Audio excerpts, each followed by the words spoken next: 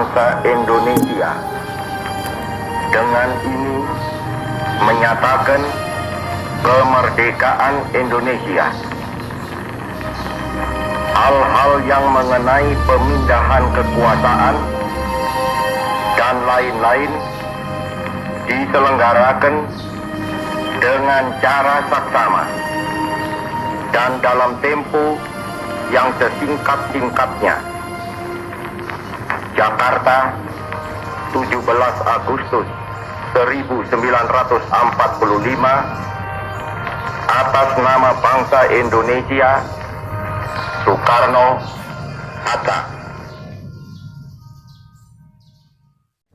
Assalamualaikum teman-teman, ketemu lagi dengan Bunda Yuli di hari Rabu tanggal 26 Agustus 2020. Oke, materi kita hari ini adalah tentang makna proklamasi kemerdekaan Indonesia dalam kehidupan sehari-hari. Indonesia telah mengalami banyak penjajahan oleh negara kolonial seperti Belanda, Inggris, Spanyol, Portugis, dan Jepang. Nah, pada masa itu bangsa Indonesia mengalami banyak dari domba dan diperlakukan sangat tidak adil oleh para penjajah. Nah, pada saat itu pejuang kemerdekaan Indonesia masih bersifat kedaerahan. Namun, lama-kelamaan timbul kesadaran oleh tokoh pejuang kemerdekaan Indonesia untuk melakukan pergerakan secara nasional.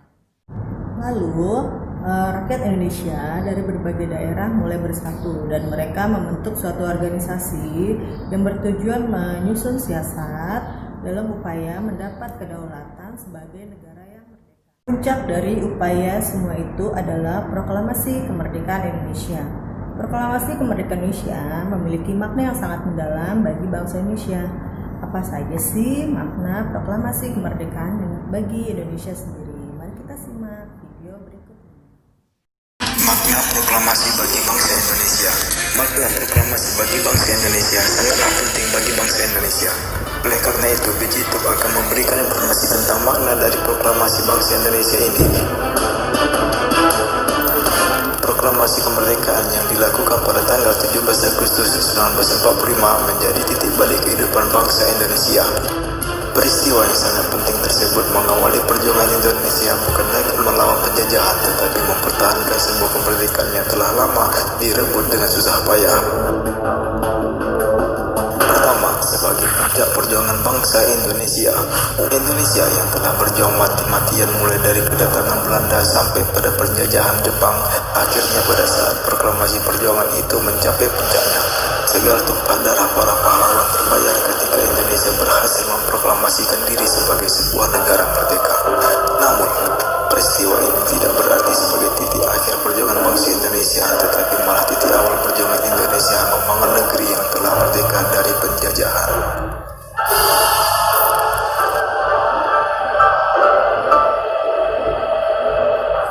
Kedua, menjadi pernyataan de facto. Proklamasi pada tanggal 17 Agustus menjadi pengakuan kepada dunia luar negeri bahwa Indonesia telah menyatakan diri sebagai negara yang merdeka. Setelah pengakuan de facto akan muncul pengakuan de jure yang merupakan lanjutan dari efek pengakuan de facto, karena pengakuan de jure adalah pengakuan dari negara lain bahwa Indonesia telah merdeka. Secara de facto, merdeka tanggal 17 Agustus 1945.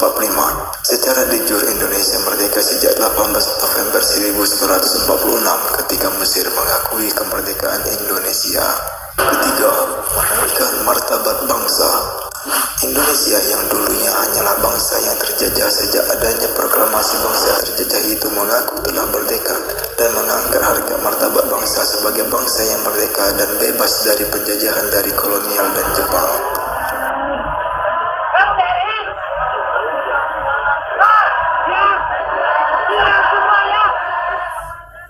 Itu siapa?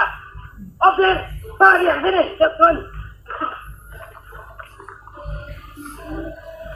Siapa itu? Kalian ini perempuan semua.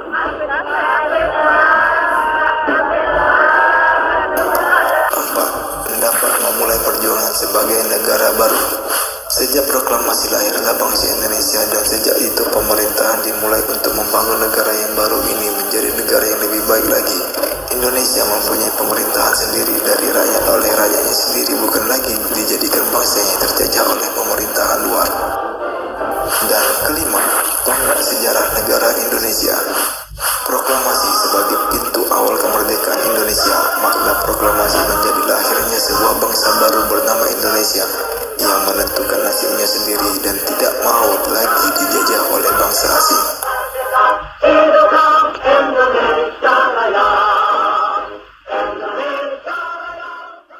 Setelah menyimak video tadi, bagaimana sih cara kita dalam mewujudkan proklamasi kemerdekaan Indonesia dalam kehidupan sehari-hari?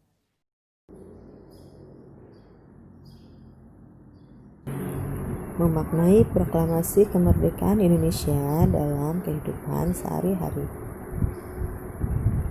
Kita sudah mengetahui bahwa kemerdekaan yang kita rasakan saat ini adalah berkat perjuangan dari pahlawan-pahlawan pejuang kemerdekaan.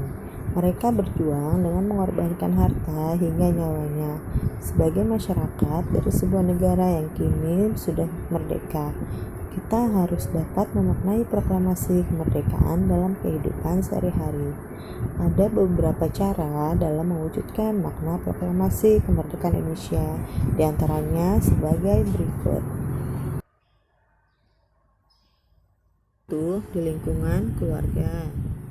2. Di lingkungan sekolah. 3. Di lingkungan masyarakat. 1. Di lingkungan keluarga. Pertama, senang membaca mengenai sejarah bangsa Indonesia dalam merebut kemerdekaan. Nah, jadi kita harus tahu sejarah bangsa Indonesia itu seperti apa dalam menggapai kemerdekaan atau dalam merebut kemerdekaan seperti apa sih? Nah, salah satunya kita bisa membaca buku-buku tentang sejarah atau menonton video-video agar kita lebih mencintai bangsa kita ini.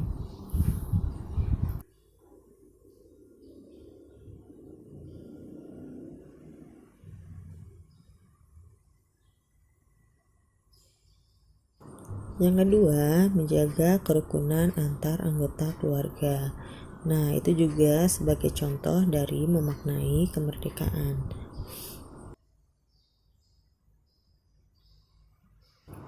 Ketiga, bekerja sama dalam melaksanakan berbagai kegiatan bersama keluarga.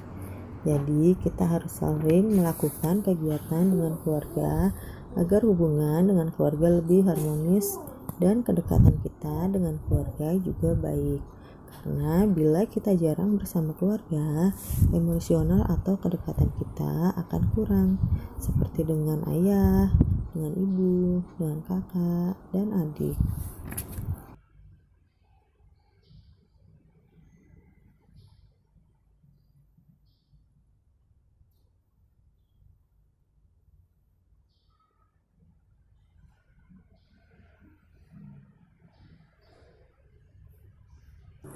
Dua, di lingkungan sekolah. Yang pertama, mengikuti upacara bendera dengan tertib. Nah, kita biasanya bila upacara bendera, kadang kita bercanda atau kita tidak semangat dalam mengikuti upacara. Kita sebagai warga negara yang baik saat mengikuti upacara, kita harus semangat dan mengikutinya dengan tertib sampai selesai. Maka dari itu, kita coba nanti ketika kita masuk sekolah lagi, ketika kita mengikuti upacara bendera, kita bisa mengikutinya dengan tertib.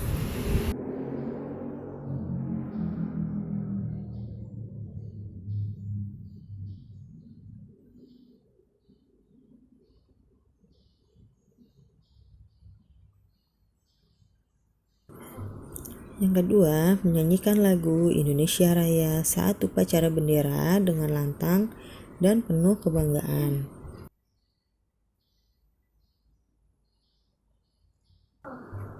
Tiga, rajin belajar agar dapat berprestasi dan mengharumkan nama Indonesia. Kita sebagai siswa harus belajar dengan sungguh-sungguh, dengan giat agar kita bisa mengikuti perlombaan-perlombaan dari tingkat nasional hingga internasional.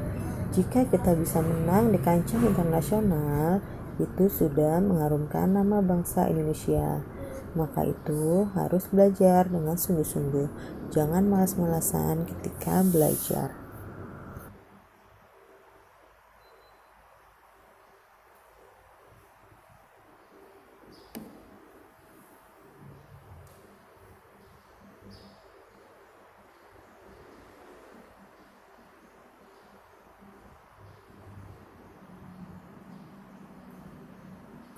Keempat, mengunjungi Museum Proklamasi Kemerdekaan. Kita bisa mengunjungi museum bersama teman-teman atau keluarga. Misalnya, ketika liburan, kita bisa pergi ke museum seperti Museum Proklamasi Kemerdekaan. Selain kita liburan, kita juga bisa mendapatkan wawasan dan pengetahuan yang lebih.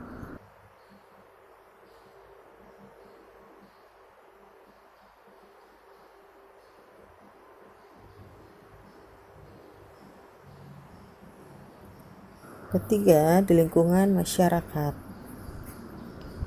Yang pertama, saling menghormati dan menghargai perbedaan antar warga untuk mencegah perpecahan. Yang kedua, bekerja sama dengan warga dalam mempersiapkan perayaan HUT Republik Indonesia. Mungkin kemarin di tempat kalian juga banyak yang menghias kampungnya atau menghias gapura ataupun mengadakan perlombaan-perlombaan sebagai menyambut perayaan HUT Republik Indonesia ke-75.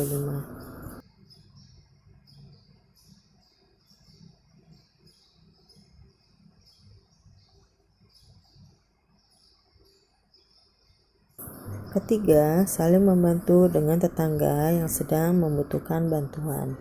Ini juga kita sebagai tetangga yang baik harus tahu bila ada tetangga yang membutuhkan bantuan, maka kita harus membantunya. Jangan cuek, jangan masa bodoh dengan tetangga, karena bagaimanapun jika kita sedang kesusahan atau terkena musibah, maka orang yang terdekat itu yang akan menolong kita, yaitu tetangga kita. Maka itu kita dengan tetangga harus baik, jangan sampai bermusuhan. Untuk tugas, kalian kerjakan soal yang Bunda kirim melalui Word. Lalu kerjakan di buku tulis dengan soalnya ya. Jangan lupa beri hari dan tanggal. Oke, selamat mengerjakan.